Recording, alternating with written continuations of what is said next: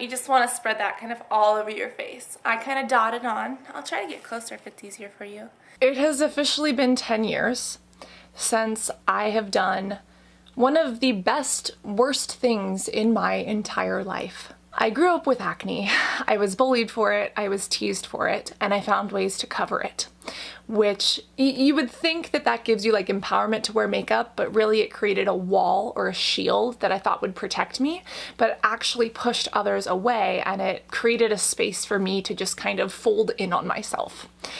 And 10 years ago, on December 15th of 2010, I uploaded a video that I had filmed in October to the internet, and I had titled it something along the lines of Foundation Routine for Acne, How to Cover Pimples, Scars, Cystic Acne, Blackheads, and Oil. And this video almost cost me my career, but little did I know that it would introduce me to a like-minded community of skincare addicts and acne warriors, and actually, you know, start my trajectory down understanding skincare, becoming a medical esthetician like I am today, and continuing my journey to becoming a dermatologist, which, you know, has had some hiccups, but that's a conversation for another day. Feeling all sorts of emotions right now, and we are going to watch this all the way through and react to it. I've learned a lot in the past 10 years. I vehemently disagree with some of the things that I have said in the past or some of the things that I have believed. I've come a long way, and I think that growth is so important, but of course, change is a precursor to that. So I wanted to react, I wanted to share a couple of behind the scenes things, and that's what we're gonna do today. Made my skin worse. I love that I get an acne ad on my own acne video. Hey everyone! So today I'm going to show you kind of how I do my foundation routine, and I am the most self-conscious person about my acne. I've told you about my acne so many times. I've always gone over how terrible it is, and I know it doesn't look like it, but taking my makeup off is one of the most insecure things that I could probably do for me. It's gotten a lot better, which is sad to say, but I mean, it's a good thing to say, but I mean, it still looks awful. Oh my god. Oh, all the feelings hit.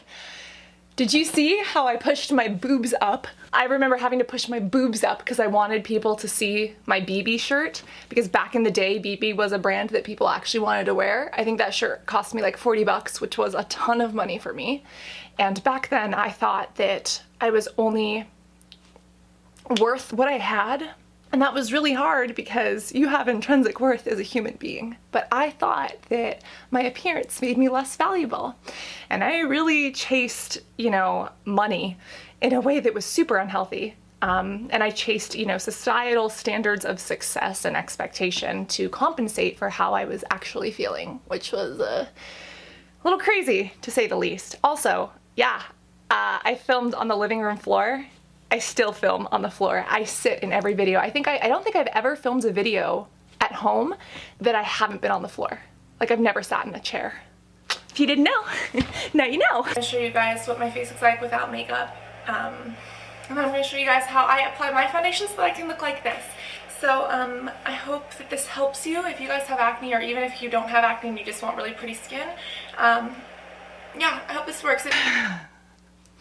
Nobody else knows that I actually had to film this video 3 times on different days. The first time I tried to film this video, I washed my face in my parents' bathroom sink. I turned off the camera and I reapplied a layer of powder before, you know, I showed my naked skin. And the reason that the internet never saw that video was because it was a lie and I could bring, you know, my ass to post it. It was rough. Also, listen to my voice. It was so high. It was so different back then. Definitely indicative of the person that I was trying so hard to be. And it changes just about every month. So I'm thinking I'm going to keep updating these kind of when I update, just to kind of show you guys. But hopefully this helps you and hopefully you guys enjoy. That probably contributed to my less than ideal skin. I switched products around really quickly, and if I didn't see them working after a week or 2, I would just give up and I would get frustrated because I was impatient, and guess what, I still am. But now I understand skin anatomy and physiology and a little bit more of the medical side, and you know, good things take time. Your skin takes time to renew, to create new skin cells in the stratum basale and push them all the way up to the outer layer of skin where they desquamate off. And if you're applying a product on top, you know, it takes time to see results. And me switching my makeup, my products, my foundation, everything all the time, it would have been impossible for me to pinpoint what was or wasn't working because I was mixing around too many variables. I'm procrastinating, but like, here we go. Like, I know it's coming. I know it's coming.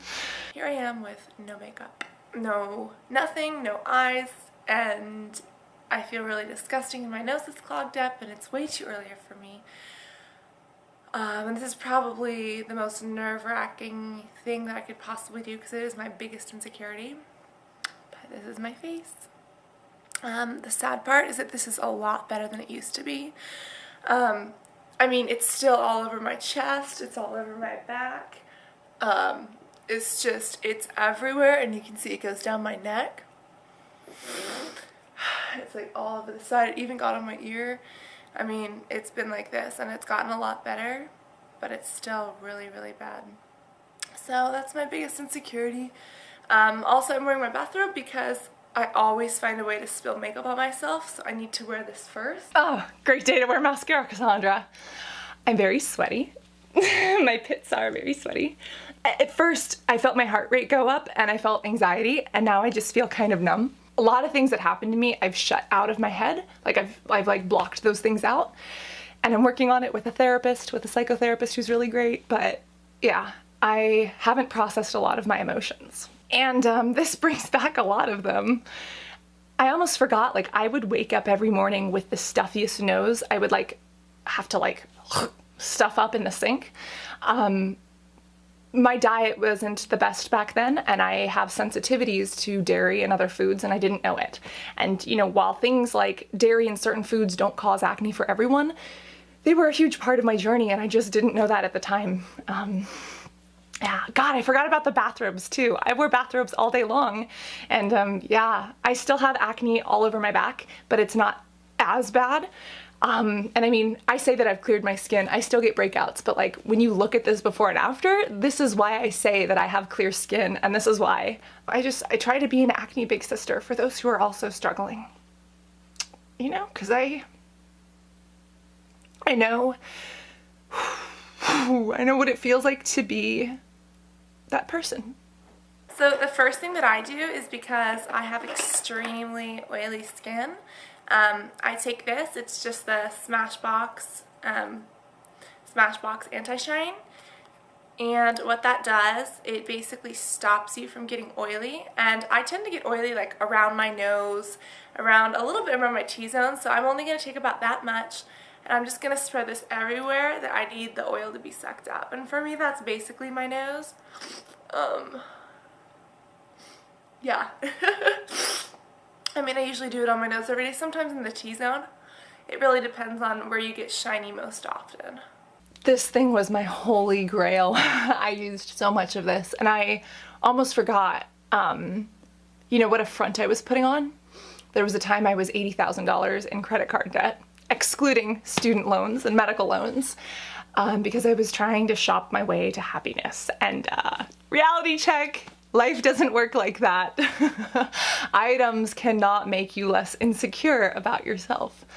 I remember I spent every single penny that I had at Sephora just trying to buy products that would work for me. And I think Smashbox ended up discontinuing the anti-shine, but I would count how many hours I had to slave away at work in order to afford a tube of that. I grew up wearing hand-me-downs. The car that I had was my grandmother's vehicle that my grandpa gave to her. I think it had like bullet holes or BB holes in the back of it, and it was like what the dump rejected. It was so bad. And then I was on antibiotics that made me sick because I took them for my acne, and I would throw up. So the car literally smelled like vomit. No matter how much you cleaned the seat, you couldn't get the smell out. I had a friend named Mitty who called it the fetus car because she said it smelled like a dying fetus. I mean, I'm sure it was more than my acne that made me like not the cool kid at school, and I got bullied for that. But like, you know, the face that I had, unfortunately people back then didn't understand or weren't as accepting, and having a face with acne like that didn't help. I'm just trying to get this makeup on as soon as possible so that you guys don't have to look at us. Let's take a primer. Now, you can use a definite multitude of primers. I mean, I have everything from, you know, Sephora to Bare Essentials to MAC to Makeup Forever. There's just such a multitude of what you can use. You see what I did there? I name dropped all of these brands. I didn't have all those brands. I had samples of them maybe from Sephora. For me, I was so worthless and so invaluable that I was only worth the items that I had or the monetary things that I could obtain. I'm so glad I got over that, but like that name drop right there, it just brought back those memories of, yeah. Personally, my favorite, which has been my favorite for a while, has been the Mineral Veil Primer by Hourglass. It's got SPF protection, and I put it on my face, and it is just like rubbing pearls into your skin. I guess I didn't realize I had the skincare analogies 10 years ago. People always comment that I have like the weirdest metaphors for skincare. Products and textures, yeah, I guess it started back then. The Hourglass Mineral Veil Primer, still one of my favorites. Look at me, I'm like proud of younger me. I guess I forgot that I wore sunscreen in my primer back then. A+, Cassandra! Good job! Because it's like velvet. Like I could just rub my face all day long.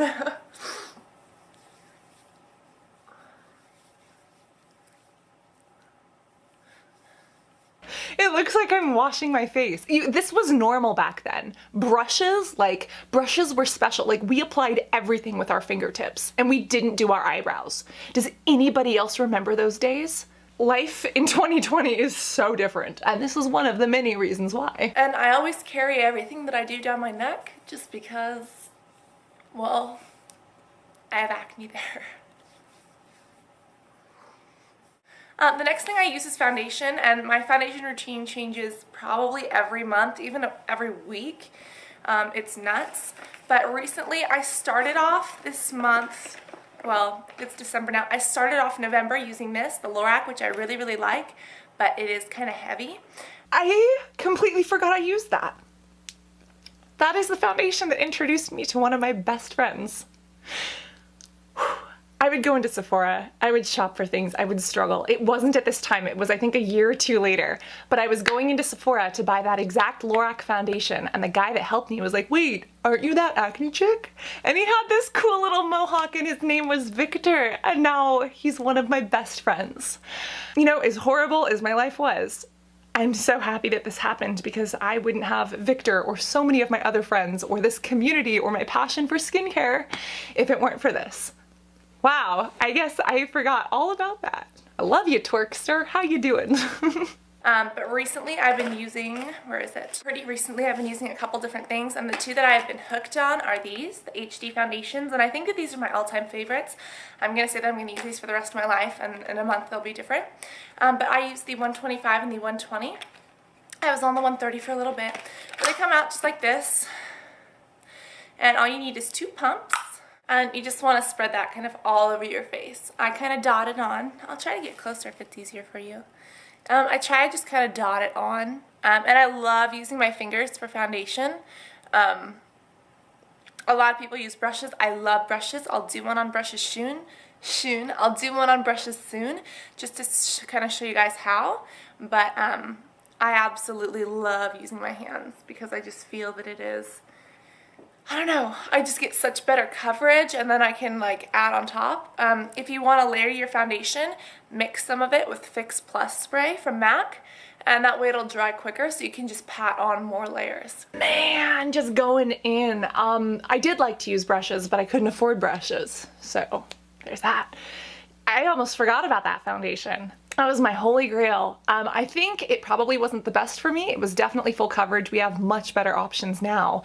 But back then that was the only thing that worked for me. And fun fact, years later, so Victor, Mohawk, Sephora guy, he's a makeup artist, right? He told me that after this video blew up, I was on Good Morning America and the Today Show in 2012. And after that happened, all of the Sephora's sold out of the exact products I used in this routine. I didn't get that, and now it's like, oh, yeah, you have influence. Whether you like it or not, you influence other people in your life, and you can be a positive influence or a negative influence. And that moment kind of went right over my head, but like now looking back, I'm like, wow, it's crazy to think that you or a person can have that kind of an impact. That's why you better make it a good one. So we just want to basically blend that all together, and That is not blending. That is not blending, honey. What are you doing? Look, it looks like I'm just smearing frosting onto my face.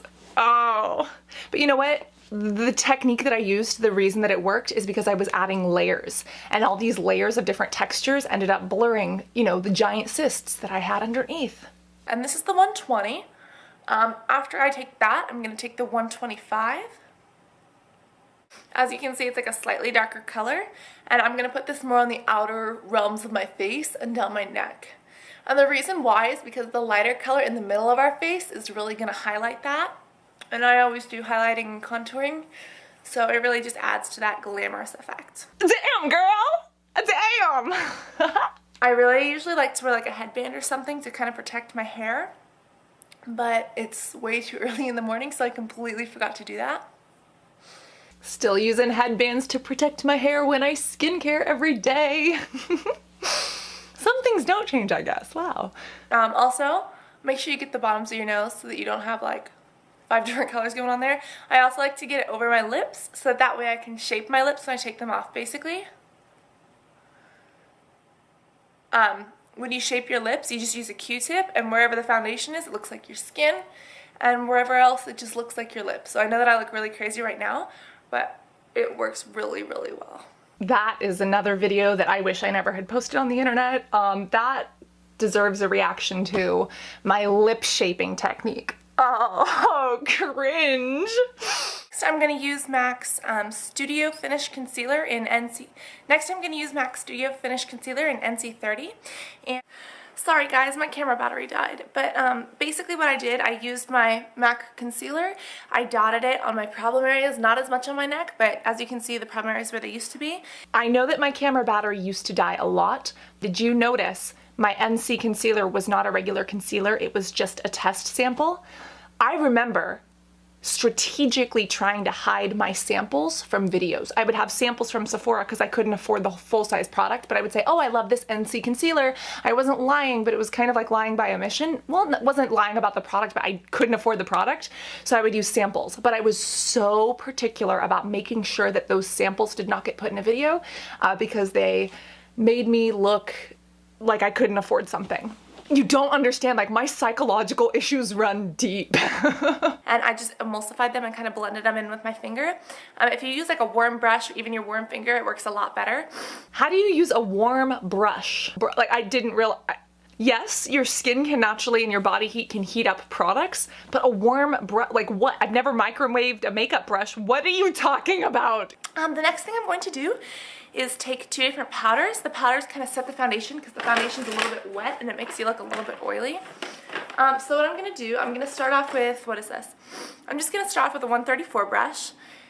And I'm actually going to go in with 2 different colors. The first one I'm using, it's the NC5. And what I'm going to do, I'm going to kind of rub it like this in a circular motion so I get it on the brush. I'm just going to pat this. This is the lighter color for me, so I'm just going to pat this. I'm going to kind of tilt my head back so it kind of all stays there. And I'm just going to pat this on kind of the inner triangle of my face. You don't understand, and I did not understand that this was a recipe for cake face. Back then, you did not want dew, you did not want glow, you wanted it to be mattified. And I would literally apply powders to my wet foundation because it stuck better. Because yes, you know, I would touch my skin to something and my foundation would come off and it would show off my blemishes. I did what I had to get through, but yeah, that's a recipe for cake face. Do you see how I had to tilt my head back so that the powder actually landed on my skin so I could like scrub it into my pores? Girl. And I talked about this in highlighting and contouring, so if you guys haven't seen that, really go watch it because it's what I do after this. But yeah, basically you put this on the part of your face that you need it to be lightest, which would be the very middle. And I tilt my head back so that it all stays there until it can get evenly blended. As cakey as it was, you have to admit that coverage is really good. The layering technique, it still works. for scars, for cysts. Next thing I'm using is the Smashbox Halo, and this is in the shade of, what is this? Light. But what I do, it kind of comes up like this, and you can kind of just shave it off. If you guys see that, basically the powder comes out once you turn it. I still love this product for about 4 or 5 years after. I still like it. I don't know if they still make it, but it's a good powder. I cringe at the MAC one because MAC is not cruelty free. It's wrong to say that makeup breaks you out. There are some people who can wear makeup and never be broken out as long as you are removing your makeup at the end of the day, not letting it sit in your pores, and you're practicing proper skincare, skin hygiene, and looking at the other areas of your life that can impact your skin. You'll be fine. It's not going to cause acne. But looking at all of the MAC stuff and how I would like pack it into my pores, and I definitely didn't understand skincare as good back then, even after going through aesthetic school. The MAC powder I blame for a lot of my pimple problems, but also for the fact that they're not cruelty free. Like, it's 2020, guys. Get with it. I'm going to take a little bit on the top of my brush, and I'm just going to put this all over the outside of my face. This would be kind of the lower cheeks, kind of up a little bit on our temples, and then all over our neck and chest. I remember on certain days I would like have a ring around my hairline of where my makeup was like in my hair because I blended it, and it was just makeup covering my hair. It looked like I had not done my roots when I've never dyed my hair. Next thing I'm going to do is take one of my favorite powders. It is the Makeup Forever one. This is the HD Micro Finish powder, and you should probably put this on with a different brush, but I'm going to use this one for the sake of saving brushes because I have to go today and do makeup on people. But as you can see, this is just the finest powder in the entire world. It is just wispy in every way. Fun fact, most people didn't know that yes, for a time I was a makeup artist. Was I a good one? Absolutely not. I'm no Robert Welsh. But yeah, I was a makeup artist. And you know, in aesthetics, I was kind of taught that. I think that's what drew it to me initially. And then I became a skincare nerd and got really into the skincare. But the other thing is that, you know, I would clean my brushes for other people, but my personal set of brushes, I was not diligent about cleaning them, and I have a feeling that that contributed to part of my skin issues because brushes can harbor mold, dirt, bacteria. They can be disgusting, and there were days where I would just, you know, pack that stuff onto my face. Brushes cannot hold acne bacteria. Acne bacteria is Cutibacterium acnes. It's an anaerobic microbe, meaning anaerobic, not oxygen. So the presence of oxygen actually kills it, which means even if you somehow got it onto a brush, it would die the second that the brush is out in the air. So even though, you know, brushes can hold dirt, bacteria, fungus, yeast, you name it, and that can irritate the skin, brushes and pillowcases cannot hold acne bacteria. Fun fact. If you didn't know, now you know. And if you're not washing your makeup brushes, wash your damn makeup brushes, you nasty. And what this is a setting powder, and I'm going to use this to just kind of set both my foundation and my powder because the powders from MAC and Smashbox are a little bit thicker. So this one is so ultra fine that this will get into all the little spaces that the other ones missed. And it smells really fresh. I don't know, it just smells like clean laundry. That's so funny because now I don't hate this. I hate the smell of laundry detergent. Clean laundry shouldn't smell like anything. You know? I don't know. I was a different person back then. I had a perfume collection back then. I was a very different person back then. So that kind of ensures that our entire face is set. I have the MAC Fix Plus spray, and I absolutely love this spray. It is a dream come true. I'm going to hold it just about a foot or 16 inches away from my face. I'm going to close my eyes and spray. Take a shower in it, why don't you? I have to check the ingredients. I'm pretty sure that that's just denatured alcohol and fragrance in a bottle. There may have been some oils in there. It was a good setting spray, but it was overpriced for what it is. And again, it's MAC, it's not cruelty free. MAC used to be the shiz back then. Like that was the top of the top. And again, I would work my butt off and count the hours that I had to work in order to afford that. And sad life, living in debt paycheck to paycheck, just to try to buy items, to try to buy your beauty because you didn't feel good enough intrinsically. Glad that we've come a long way, my friends, haven't we? And like I said, you can also mix this with a little bit of foundation. You just pump the foundation onto your hands, spray this on, mix it with your brush, and put it on with a foundation brush. I'll show you guys how to do that. And like I said, tutorial with brushes coming up. And what that will do is help it so that you can layer on more layers of foundation. Layer on more. It was just all about the layers. I was like, you guys, let's cake it up. 7-layer cake, let's go. But that is what I do. I'm gonna let it kind of dry. And voila, I have somewhat clear looking skin. Oh, and then I also take a Q-tip and take off the foundation from my lips so you guys can like see my mouth and what the shaping is. Wow. Wow. I mean, whew. Do you even see the progression of my confidence? Like, I know we're at the end of the video. Let's scroll back to the beginning. Look at how I talked about myself. The sad part is that this is a lot better than it used to be. Self-deprecating, you could like hear my voice cracking, you could see the pain in my voice, you could see the way my shoulders slouch in. Look at the end, look at how I'm sitting up, look at how I'm excited to talk to the camera. When people say that makeup doesn't matter, they don't understand the confidence that can come with your personal perception, as well as the confidence that can be expressed through creativity. I am so glad that I do not use makeup as a clutch anymore. I'm so glad that my appearance doesn't dictate my value in the world. I'm so glad that I know that the impact that I have is not dependent on the state of my face. And I'm also so happy that I've found what works for me, and even if I break out, it's not the end of the world anymore. Wow. I don't know, like, there's so much that I am thinking, but there's not a lot that I could even say. And I hope that you guys enjoyed this. I hope that you can have flawless skin too. I'll post everything that I use down in the bottom tab. Talk to you guys soon. Bye-bye. Wow, I didn't even do the little kiss at the end back then. Fun fact, I also posted this and other videos on YouTube before YouTube had ads, before affiliate codes were a thing, before affiliate links were a thing. I never really did affiliate codes either because I thought they were scammy. You have never seen me promote a Morphe product, even from 2012 to 2015 when it was trendy. Just saying. Back then, I remember people accused me of posting affiliate links, and you know, first off, I used products and I genuinely loved them, so that wouldn't have been a problem, but I didn't even know what those were. For me, I couldn't even start monetizing YouTube until 2014 or 15, and then it still didn't pay the bills, honey. Like, I still had to do stuff in between, but it really, for me, kind of also explains a difference between what YouTube used to be and what it is now. Now, people come to YouTube. Being a YouTuber is a career. People want to do that. Don't ask me why. You know, but it's like, it's something that people can earn money off of, or that they can find creative outlets through. And back then, like, that was not life. You did it, it was like a secret.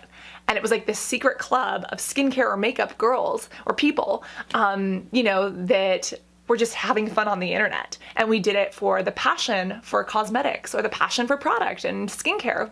And, you know, for me, it was also about community because I felt like I could talk to people. And there were times that YouTube, you know, especially as I started to grow, I felt a lot of pressure. I've spoken about that in other videos, but how, you know, kind of being thrust into the spotlight with my biggest insecurities, like under a microscope, and getting hate online, how that really changed me in a negative way.